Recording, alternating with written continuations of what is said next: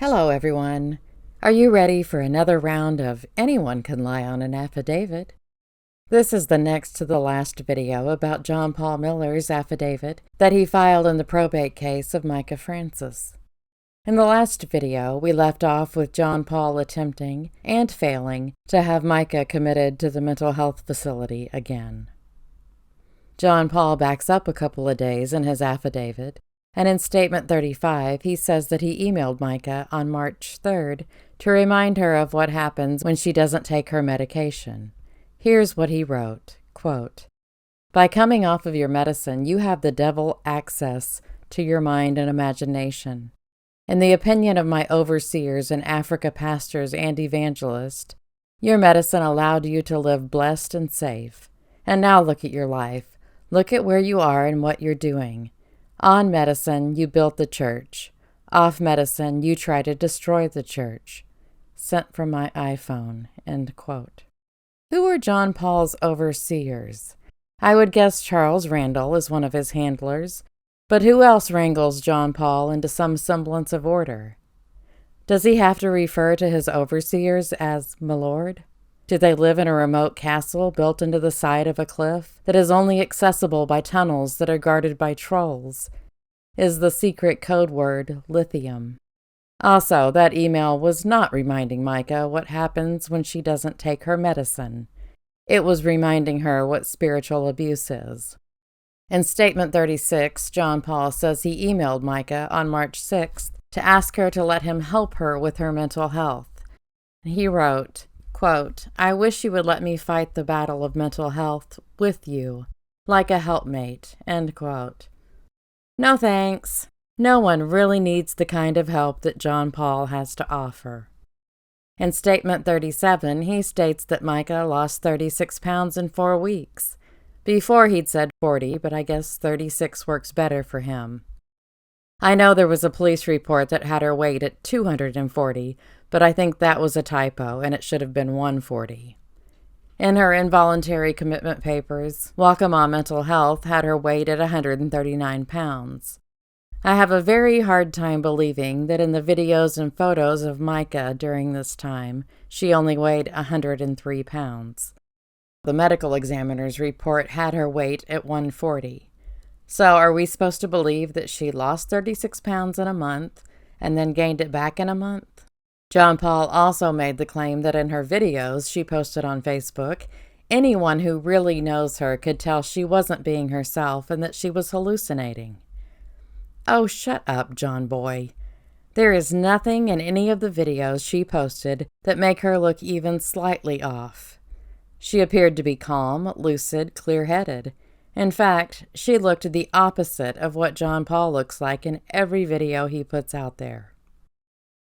In Statement 38, John Paul says he sent Mica flowers, emails, fruit, gifts in the hope that she'd come home and take her lithium. He attached one of the emails he sent her, and it's just more of him trying to guilt her into going back to him. He wrote, quote, "Since you went into the hospital, you have been MIA. You stopped working, stopped serving God at church, stopped fulfilling your marital duties, stopped living at home, and have been slandering me, getting your family to send me horrible things, and have shown no desire to be married." End quote. Well, yeah, that's because she no longer wanted to be married to you, you putz. That should have been pretty obvious. So what you're going to need to do, John Paul, is to take those marital duties and shove them way up where nary a ray of sunshine has ever been. He also wrote, quote, "As a Miller, here is what you had. Safe home, wonderful marriage, great job, no addictions, great friends, travel the world, help children in Africa, financially stable, and much more, including an ice bath and sauna that I know you love. As a Francis, here is what your family has. No home, unmarried, no steady job, they don't serve God, addictions to cigarettes and marijuana, low-life friends, no traveling, no helping people, poor, unhappy, and trying to drag you to their level." End quote. John Paul is friends with the guy who owns a bar that John Paul also used to own a small portion of. where one of the performers is on video mimicking ejaculating on the bar patrons. That doesn't exactly scream high-class friends to me. And what is his hang-up with her having an ice bath and sauna? It's just bizarre. Are those the only gifts he ever bought her, and he's just so proud of himself he wants everyone to know? I guess we all know how John Paul feels about poor people, since he just had to add that adjective to the Francis side. Using poor as a pejorative speaks volumes about John Paul Miller, and none of it is good. I think it's obvious that having money doesn't make someone a good person, much like being poor doesn't make them a bad person. In fact, some of the most generous people I've ever known were what John Paul would consider poor. Now I know this will age myself, but in the words of the fabulous Flo, John Paul, kiss my grits. For those of you who are too young to know who Flo is, I'm not talking about insurance Flo. I'm talking about Flo from the sitcom Alice. And again, when Mica was discharged from the hospital, lithium wasn't one of the medications she was prescribed. So why has John Paul been harping about lithium all this time? It makes me wonder if he was giving her his lithium and telling her it was actually hers. Maybe that's what she was talking about when she mentioned in a video that abuse could be in the form of someone giving you illegal drugs. That could also be one of the reasons why John Paul is trying to say that she was hallucinating in those videos. You know, sometimes John Paul is so transparent, you can actually read the person standing behind him.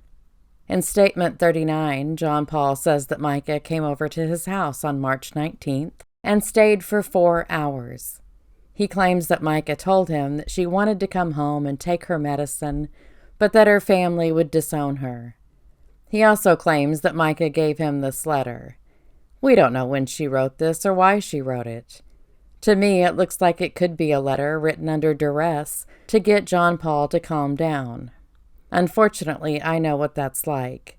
You'll do anything, say anything, write anything, just for the other person to calm down, because you're afraid you're going to die if they don't.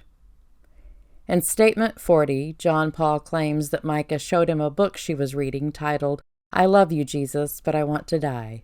He says he asked her if she wanted to die, and she said, I don't want to live if my family won't be happy for me and you.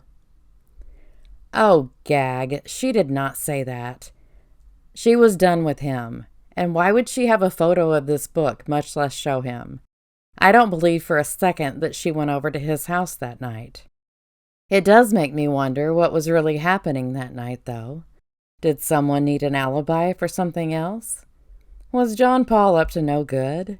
Was he in the middle of some hijinks? Was he on a date with someone other than Susie? Or is John Paul's ego so fragile that he can't stand the world knowing that he wasn't the last man that Mica kissed? So he's made up this story so people will think it was him. Sorry, dude. We're Team DJ. In the next video, we will finish up this affidavit analysis. Thanks so much for watching. I'll be back soon.